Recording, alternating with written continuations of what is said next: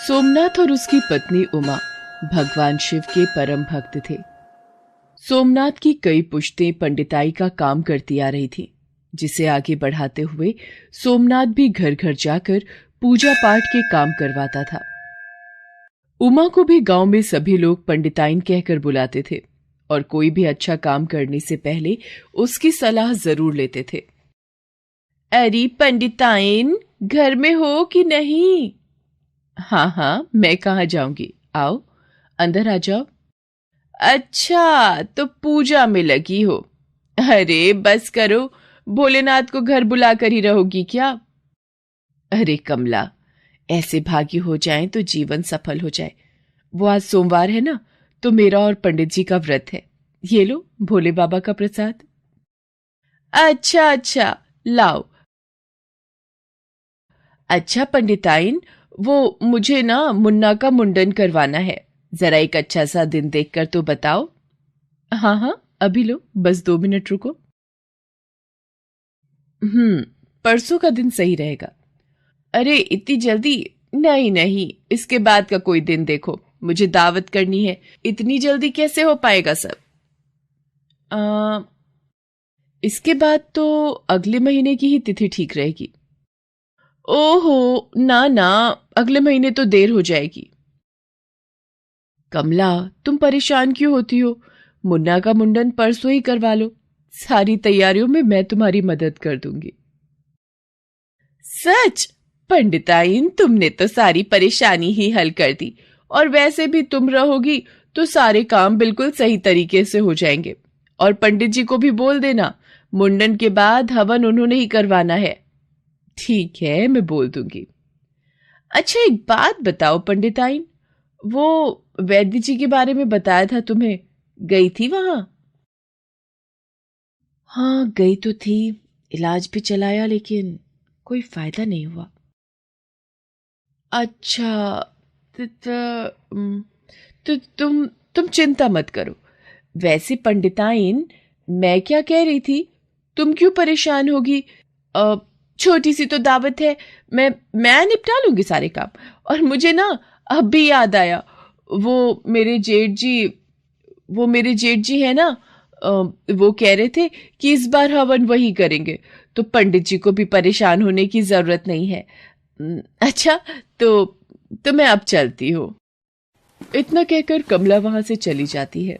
वो भले ही कुछ साफ साफ ना कह पाई हो, लेकिन उमा सब समझ गई थी। फिर उसी शाम, सुनते हो जी, आज कमला आई थी, अपने मुन्ने का मुंडन करवा रही है। अच्छा, तो फिर कब जाना है? नहीं, हमें नहीं जाना, पहले बुला रही थी फिर पलट गई। अरे, लेकिन क्यों? पूछने लगी कि वैद्य जी के यहां से फायदा हुआ या नहीं। अच्छा, तो जब उसने सुना कि हमें बच्चा नहीं हो रहा, तो हमें अपने घर बुलाया ही नहीं। उसकी गलती नहीं है जी, उसका मुन्ना पैदा होते ही बीमार पड़ गया था, बड़ी मुश्किल से ठीक हुआ। ऐसे में उसके मुंडन के वक्त हमें बुलाने में तो संकोच करेगी ही ना। नहीं उमा, ये सब अंधविश्वास है। हमारी कोई औलाद नहीं है, तो क्या हम सबके लिए अपशगुन हो गए हैं? ये तो मुझे नहीं पता जी, लेकिन इतना जरूर जानती हूं कि जरूर कोई ना कोई बड़ा पाप हुआ है मुझसे, जो शादी के 10 सालों के बाद भी मुझ अभागन की गोद सुनी है। उमा की आंखों में आंसू थे, और जब ये आंसू उसके बस से बाहर हो गए तो वो मुंह छिपाकर अंदर कमरे में चली गई। सोमनाथ के लिए भी ये तकलीफ काफी बड़ी थी। एक तो संतानहीन होने का दुख, और ऊपर से गांव वाले भी अब सोमनाथ और उमा से किनारा करने लगे थे। लोगों ने धीरे धीरे सोमनाथ को पूजा पाठ के लिए बुलाना कम कर दिया, जिसकी वजह से सोमनाथ के लिए घर का खर्चा चलाना भी मुश्किल हो रहा था। अरे राम किशोर जी, मैंने सुना बड़े बेटे का जनेऊ संस्कार करवा रहे हो।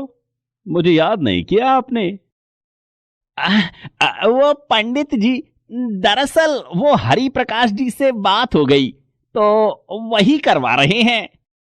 लेकिन राम किशोर जी, अब तक तो आपके घर के सारे काम मैं ही करवाता आया हूं, फिर अब क्या हुआ? देखो पंडित जी, पूरा गांव भले ही लाख लपेट करे, लेकिन मैं आपसे झूठ नहीं बोलूंगा। आपसे पूजा पाठ करवाने में आप डर लगता है।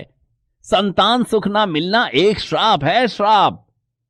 मेरी मानो तो फिलहाल लग के अपने लिए पूजा पाठ करो। संतान के सुख से वंचित सोमनाथ और उमा वैसे ही काफी तकलीफ में थे। ऐसे में लोगों का इस तरह मुंह मोड़ लेना उनके लिए घाव पर नमक की तरह था। सोमनाथ उदास होकर घर लौट आया और भगवान शिव के सामने हाथ जोड़कर बैठ गया। हे भोलेनाथ, क्या कमी रह गई मेरी भक्ति में जो इतना बड़ा दुख झेलना पड़ रहा है। बिना बच्चे की किलकारी के ये घर घर नहीं लगता। कमाई के नाम पर भी कुछ नहीं है, खाने पीने तक की परेशानी हो गई है। अब आप ही कुछ रास्ता दिखाइए शिव शंभू। सोमनाथ भगवान शिव से प्रार्थना कर ही रहा था कि तभी घर का दरवाजा किसी ने खटखटाया। सोमनाथ ने जाकर देखा तो एक बूढ़े बाबा दरवाजे पर खाना लेकर खड़े थे। प्रणाम जी, बताइए। जीते रहो बेटा, मेरा नाम रामेश्वर है। मैं पास के गांव हरिपुर से आया हूं। मैंने मन्नत मांगी थी कि मेरा पोता हो जाएगा तो पूरे 100 पंडितों को खाना खिलाऊंगा। किसी ने तुम्हारे बारे में बताया तो चला आया। ये लो, ये खाना लाया हूं आपके लिए। बहुत बहुत शुक्रिया बाबा। भोले बाबा आपकी हर इच्छा पूरी करें। सोमनाथ को खाना देकर रामेश्वर वहां से चले जाते हैं। सोमनाथ और उमा खाने के लिए बैठने ही वाले थे कि तभी सोमनाथ ने उमा से कहा, उमा, काश भोले भंडारी ने जैसे उन बाबा की इच्छा पूरी की वैसे ही मेरी भी कर दें। मैं प्रण लेता हूं कि अगर मेरी पिता बनने की इच्छा पूरी हो गई तो मैं आने वाली महाशिवरात्रि पर भगवान त्र्यंबकेश्वर के दर्शनों के लिए जाऊंगा और वहां जाकर 100 गरीबों को दान करूंगा। कहां से करोगे? फिलहाल तो हमारी हालत दान लेने की है, देने की नहीं। आज तो इस खाने से काम चल जाएगा, लेकिन आगे के लिए कुछ तो सोचना होगा जी। हाँ उमा, मैं सोच रहा हूं कि घर के पीछे जो थोड़ी सी जमीन है अपने पास, जमींदार जी से थोड़े पैसे उधार लेकर उस पर खेती शुरू करता हूं। ठीक है जी, मैं भी आपकी मदद करूंगी। सोमनाथ और उमा के पास और कोई रास्ता नहीं था। गांव के जमींदार से पैसे कर्ज पर लेकर सोमनाथ ने खेती करना शुरू कर दिया, जिससे धीरे धीरे खाने का जुगाड़ होने लगा। उमा भी सारा दिन सोमनाथ की खेत में मदद करने लगी, लेकिन एक दिन अचानक खेत में काम करते हुए उमा चक्कर खाकर गिर पड़ी। सोमनाथ फौरन उसे घर ले गया और फिर, अम्मा, अम्मा, उमा ठीक तो है ना? क्या हुआ उसे? अरे सोमू बेटा, अब खुश हो जा, भोले बाबा की कृपा बरसी है, उमा मां बनने वाली है। बूढ़ी अम्मा के शब्द जैसे सोमनाथ के लिए अमृत की तरह बरस रहे थे। उसने सबसे पहले जाकर भोले बाबा के सामने सिर झुकाया और फिर उमा के पास जाकर बोला, उमा, मैं बहुत खुश हूं। अब कोई दुख नहीं, कोई परेशानी नहीं। आखिर भोले भंडारी ने अपने इस भक्त की पुकार सुन ही ली। जी मैं भी बहुत खुश हूं, लेकिन इस खुशी में हमें अपनी मन्नत के बारे में नहीं भूलना है। याद है ना, इस महाशिवरात्रि पर आपको भगवान त्र्यंबकेश्वर के दर्शनों के लिए जाना है और वहां जाकर। मुझे सब याद है उमा, मैं अपनी मन्नत पूरी करूंगा, जरूर करूंगा।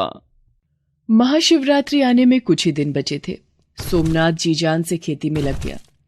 गांव के एकाध घर से पूजा पाठ करवाने के लिए भी अब उसे बुलाया जाने लगा, लेकिन फिर भी वो सही समय तक इतने पैसों का इंतजाम नहीं कर पाया कि अपनी मन्नत पूरी कर सके। खेती के लिए उसने पहले से ही कर्ज ले रखा था, जिसे अभी चुकाना बाकी था, इसलिए वो अपनी मन्नत के लिए और कर्ज भी नहीं ले सकता था। सोमनाथ को कुछ समझ नहीं आ रहा था कि इतनी जल्दी वो अपनी मन्नत कैसे पूरी करेगा। महाशिवरात्रि से ठीक एक दिन पहले वो गांव के ही शिव मंदिर में गया और हाथ जोड़कर भगवान शिव से बोला, आपकी लीला अपरंपार है भोले भंडारी। शायद मैं ही आपकी भक्ति ठीक से नहीं कर पाया। मैं अपना प्रण पूरा करना चाहता हूं, मेरी मदद कीजिए प्रभु। मदद कीजिए मेरी। सोमनाथ भगवान शिव की प्रतिमा के सामने फूट फूट कर रोने लगता है। तभी उसे अपने कंधे पर किसी का हाथ महसूस होता है। सोमनाथ पलट कर देखता है तो सामने रामेश्वर यानी वही बूढ़े बाबा खड़े थे जो उस दिन सोमनाथ के घर खाना लेकर आए थे। बेटा, तुम यहां बड़े सही वक्त पर मिले हो। सुनो, मुझे तुम्हारी मदद की जरूरत है। जी बताइए, मैं क्या कर सकता हूं? बेटा, इस महाशिवरात्रि पर मेरी भगवान त्र्यंबकेश्वर के दर्शनों की बड़ी अभिलाषा है। अब मेरे बेटे को अपने काम से ही फुर्सत नहीं। वो शहर में काम करता है ना, और अकेले जाने की मेरी हिम्मत नहीं हो रही। तो क्या तुम मुझे ले चलोगे? तुम्हारा आने जाने और खाने पीने का खर्चा मेरा, और मैं तुम्हें इसके अलावा भी कुछ पैसे दे दूंगा। बाबा, आप साक्षात देवता स्वरूप बनकर आए हैं। मैं चलूंगा आपके साथ, बिल्कुल चलूंगा। सोमनाथ अब बहुत खुश था। वो महाशिवरात्रि से एक दिन पहले ही रामेश्वर के साथ भगवान त्र्यंबकेश्वर की यात्रा के लिए निकल पड़ा। वहां पहुंचकर महाशिवरात्रि के दिन उसने पूरे विधि विधान से भगवान शिव के त्र्यंबकेश्वर स्वरूप की पूजा की और फिर रामेश्वर से मिले पैसों से पूरे 100 गरीबों को दान करके अपना प्रण पूरा कर लिया। फिर गांव वापस आने के बाद, बाबा, आप नहीं जानते आपने मेरी कितनी बड़ी मदद की है। चलिए मेरे साथ मेरे घर चलिए, मैं आपका सत्कार करना चाहता हूं। नहीं बेटा, अभी तो घर जाऊंगा। खुश रहो। रामेश्वर सोमनाथ को उसके घर छोड़ने के बाद अपने घर की तरफ चले जाते हैं। सोमनाथ को अब सारा गांव पहले की तरह पूजा पाठ के लिए बुलाने लगा। साथ ही खेती भी बहुत अच्छी हो रही थी। सोमनाथ ने कुछ ही महीनों में अपना सारा कर्ज चुका दिया और फिर सही समय पर उमा ने एक प्यारे से बेटे को जन्म दिया। वाह उमा, देखो क्या तेज है इसके चेहरे पर। होगा क्यों नहीं, भोले बाबा का वरदान जो है। सोमनाथ ने पिता बनने की खुशी में पूरे गांव में मिठाइयां बांटी और फिर एक मिठाई का डिब्बा लेकर पास वाले गांव हरिपुर जा पहुंचा। अरे भाई, जरा सुनो, ये रामेश्वर जी का घर कहाँ है? वो जिनका बेटा शहर में काम करता है। क्या कहा? रामेश्वर? भाई, यहां तो इस नाम का कोई भी नहीं रहता। क्या कह रहे हो? मुझे तो इसी गांव के बारे में बताया था उन्होंने। वो काफी बड़े आदमी हैं और इसी गांव में रहते हैं। देखो भाई, मैं इस गांव में हर किसी को जानता हूं, लेकिन किसी रामेश्वर को नहीं। फिर भी तुम्हें तसल्ली नहीं है तो जाकर खुद ढूंढ लो।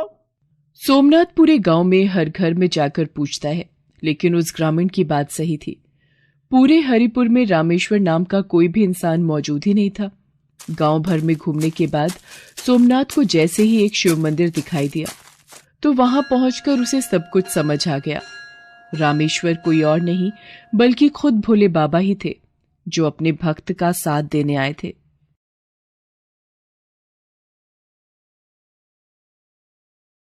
बाबा रुको, आज फिर आप अपने खाने का डिब्बा भूले जा रहे हो। अरे मेरी लाडो बिटिया, तू मुझे कभी भूलने देती है क्या कोई चीज?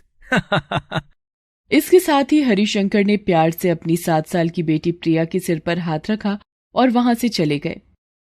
ये कहानी हरिशंकर त्रिपाठी की ही है जो बनारस में रहते थे।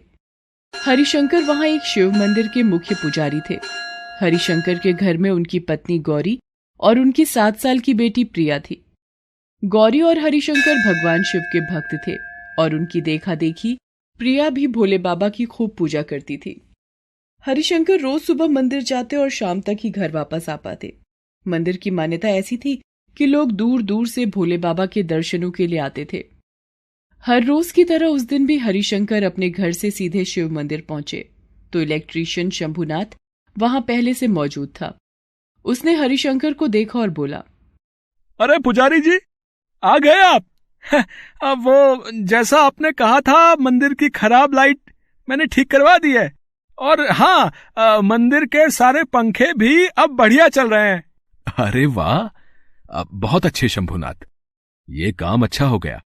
इस बार तो गजब की गर्मी पड़ रही है और भक्त महादेव के दर्शनों के लिए धूप में सारा सारा दिन लंबी लंबी लाइनों में लगे रहते हैं। अब कम से कम मंदिर के अंदर आने के बाद तो उन्हें ठंडी हवा मिलेगी। भोले बाबा सबका भला करे। ओम नमः शिवाय। हरिशंकर मंदिर के मुख्य पुजारी तो थे ही, साथ ही वो स्वभाव के बहुत अच्छे व्यक्ति थे। हर किसी के बारे में सोचते और पूरे मन से भोले बाबा की भक्ति करते। वो भक्तों से मिले दान से ही महीने के आखिर में पूरे मंदिर के स्टाफ को तनख्वाह बांटते और अपने लिए तो केवल उतना ही पैसा निकाल पाते थे जिससे उनका घर चल जाए। शंभुनाथ और मंदिर में काम करने वाले बाकी लोग हरिशंकर की बहुत इज्जत करते थे। हरिशंकर की पत्नी गौरी भी कभी किसी बात को लेकर हरिशंकर से शिकायत नहीं करती थी।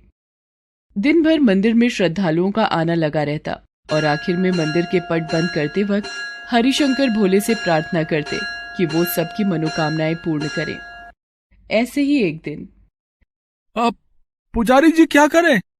मंदिर के पट बंद करने का वक्त हो गया है, मगर दर्शनों के लिए अभी भी कम से कम 25 लोग लाइन में लगे हुए हैं। क्या करना चाहिए? अरे शंभुनाथ, भोले बाबा के दर्शनों के लिए न जाने कितनी दूर दूर से लोग आए होंगे रे।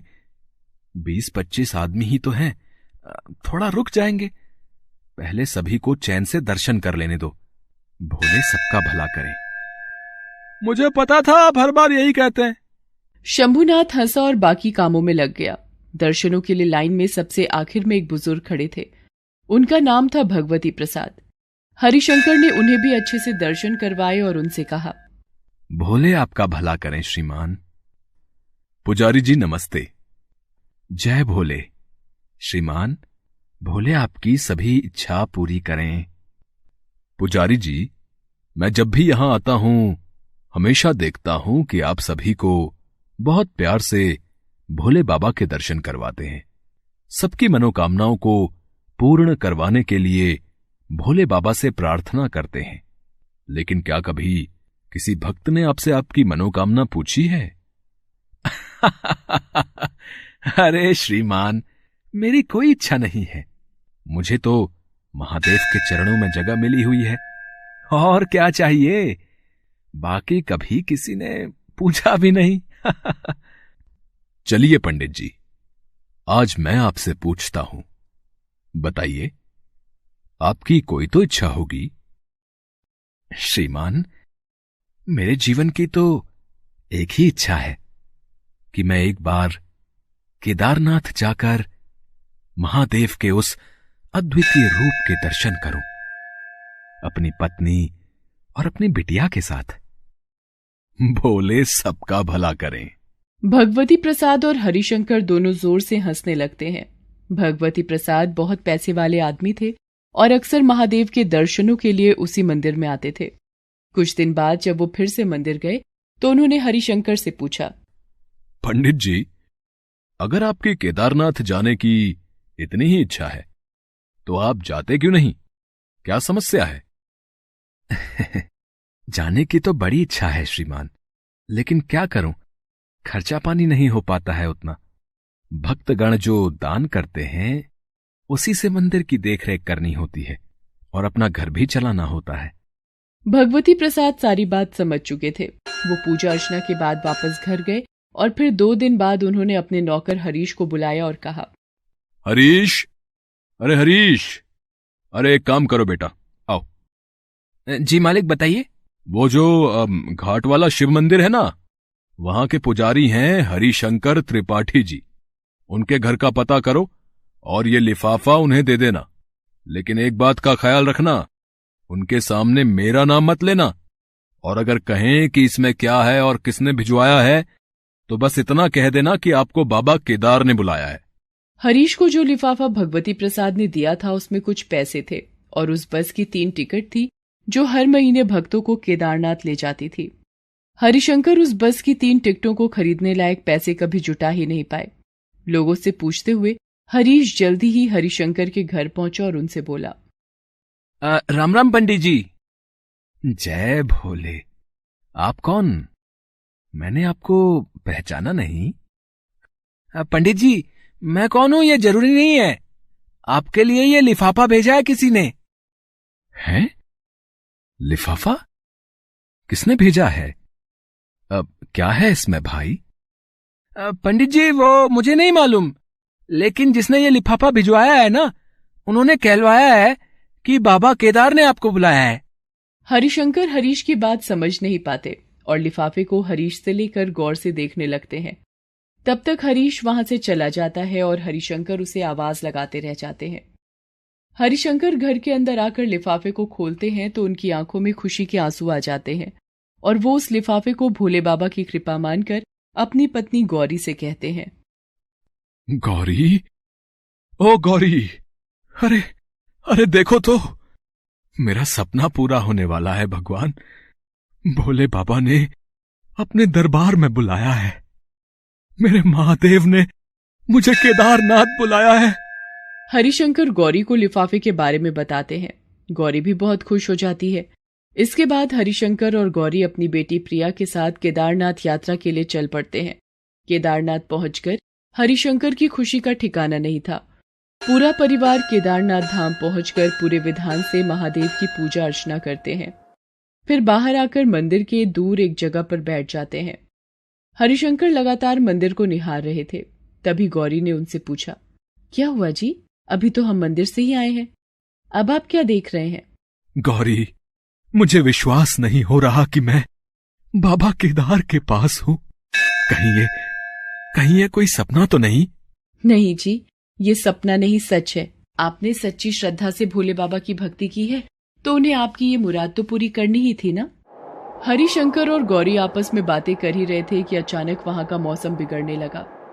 तेज हवाएं चलने लगी और देखते ही देखते तेज बारिश भी शुरू हो गई। हरिशंकर और गौरी जल्दी से प्रिया को साथ लेकर सुरक्षित जगह ढूंढने लगते हैं। वो वापस मंदिर की तरफ दौड़ते हैं। वो कुछ ही दूर पहुंचे थे कि तभी बहुत दूर से आवाज आई। दरअसल ये आवाज बादल की थी। हरिशंकर ने देखा कि मंदिर के पीछे से पानी का सैलाब उनकी तरफ बढ़ रहा है। उन्हें समझने में देर नहीं लगी कि उनका सामना किसी त्रासदी से होने वाला है। हरीश अपने बीवी बच्चों को पानी की विपरीत दिशा में लेकर भागे, मगर पानी उन तक चंद सेकंडों में ही पहुंच गया। तीनों पानी के उस सैलाब में बहने लगे। गौरी, प्रिया, मेरा हाथ मत छोड़ना, मैं तुम दोनों को कुछ नहीं होने दूंगा। बाबा, हम मरने वाले हैं क्या? नहीं बिटिया, नहीं, भोले बाबा हमारे साथ हैं, कुछ नहीं होगा। तीनों एक दूसरे का हाथ पकड़े हुए पानी में बहे जा रहे थे। गौरी प्रिया का हाथ तो थामे रही, लेकिन कुछ देर बाद उसका हाथ हरिशंकर से छूट गया। हरिशंकर ने बहुत कोशिश की, मगर वो उन दोनों तक नहीं पहुंच पाए। तभी उन्होंने देखा कि एक बड़ा सा पेड़ उनकी तरफ बहकर आ रहा है। हरिशंकर गौरी की तरफ देखकर चिल्लाए, गौरी, मैं इस पेड़ को रोकने की कोशिश करता हूँ, तुम उस मकान की छत पर जाने की कोशिश करो। गौरी प्रिया को लेकर उस मकान की तरफ तैरने लगी जो थोड़ी ऊंचाई पर था, मगर वो बार बार पलटकर हरिशंकर को भी देख रही थी। काफी देर तक पेड़ को रोके रखने के बाद हरिशंकर की पकड़ ढीली पड़ गई और उस पेड़ के साथ वो भी बह गए। प्रिया और गौरी सिवाय बिलखने के कुछ नहीं कर पाए। वे दोनों कई घंटों तक उस मकान पर फंसे रहे। फिर वायुसेना के हेलीकॉप्टर ने उन दोनों को बचा लिया और उनसे हरिशंकर के बारे में जानकारी ली। हरिशंकर को ढूंढने की कोशिश की गई, लेकिन उनकी कोई खबर नहीं लगी। प्रिया और गौरी बनारस अपने घर वापस आ गए। वो हरिशंकर का इंतजार करने लगे। देखते ही देखते 2 साल गुजर गए। उधर उस त्रासदी को झेलने के बाद एक बार केदारनाथ धाम को फिर से भक्तों के लिए खोल दिया गया। लोग फिर से उसी श्रद्धा के साथ बाबा केदार के दर्शनों के लिए आ रहे थे। तभी मंदिर के बाहर एक न्यूज रिपोर्टर अपनी रिपोर्ट में बताता है, इस वक्त हम खड़े हैं केदारनाथ मंदिर के द्वार पर। हजारों श्रद्धालु दूर दूर से भोले बाबा के दर्शनों के लिए आ रहे हैं, साथ ही चमत्कारी बाबा को देखने भी। कौन है ये चमत्कारी बाबा? आज हम आपको उनसे मिलवाएंगे, जो पिछले 1 साल से मंदिर की सीढ़ियों पर ही ध्यान लगाए बैठे हैं। वो एकटक मंदिर की तरफ देखते रहते हैं, दिन हो चाहे रात, धूप हो चाहे बर्फबारी, वो यहां से एक पल के लिए नहीं हटे। यहां आने वाले भक्त भोले बाबा के दर्शनों के बाद इनका आशीर्वाद लेना नहीं भूलते। वो चमत्कारी बाबा कोई और नहीं बल्कि हरिशंकर ही थे, जो उस त्रासदी से तो बच गए थे पर अपनी याददाश्त खो चुके थे। उन्हें याद थे तो बस महादेव। वो मंदिर के बाहर बैठकर बस उनकी आराधना में ही लीन थे। लेकिन उनकी परीक्षा अब खत्म होने वाली थी। उस न्यूज रिपोर्टर की लाइव रिपोर्टिंग वहां से कई 100 किलोमीटर दूर बनारस में भगवती प्रसाद अपनी टीवी पर देख रहे थे। जैसे ही उन्होंने हरिशंकर को देखा तो चिल्ला उठे, हे भोले, ये तो हमारे पंडित जी हैं। इसका मतलब हरिशंकर त्रिपाठी जिंदा है। हरीश, ओ हरीश, जल्दी गाड़ी निकालो। भगवती प्रसाद सीधे घाट वाले मंदिर पहुंचे। उन्होंने देखा कि गौरी मंदिर के आंगन में झाड़ू लगा रही थी और प्रिया शिवलिंग के सामने आंखों में आंसू लिए हाथ जोड़े बैठी थी। भगवती प्रसाद ने दंडवत होकर भोले बाबा को प्रणाम किया और फिर प्रिया के सिर पर हाथ रखकर बोले, बिटिया, आंसू पोंछ, हमें केदारनाथ जाना है तेरे बाबा को लेने। प्रिया और गौरी ये सुनकर चौंक जाते हैं। भगवती प्रसाद उन्हें सारी बात बताते हैं और फिर उन्हें लेकर खुद केदारनाथ जाते हैं। वहां हरिशंकर को पाकर गौरी और प्रिया बहुत खुश होते हैं। शुरू में हरिशंकर उन्हें नहीं पहचानते तो गौरी और प्रिया वहीं उनके साथ रहकर उनकी सेवा करते हैं और उन्हें सब कुछ याद दिलाने की कोशिश करते हैं। भगवती प्रसाद भी इसमें उनकी मदद करते हैं और किसी तरह हरिशंकर को समझाकर वापस बनारस ले आते हैं। फिर भगवती प्रसाद अच्छे डॉक्टर से हरिशंकर का इलाज करवाते हैं और फिर कुछ ही दिनों बाद हरिशंकर को सब कुछ याद आ जाता है। वो गौरी और प्रिया से गले मिलकर कहते हैं, भोले ही सबका भला करे। Please subscribe this channel.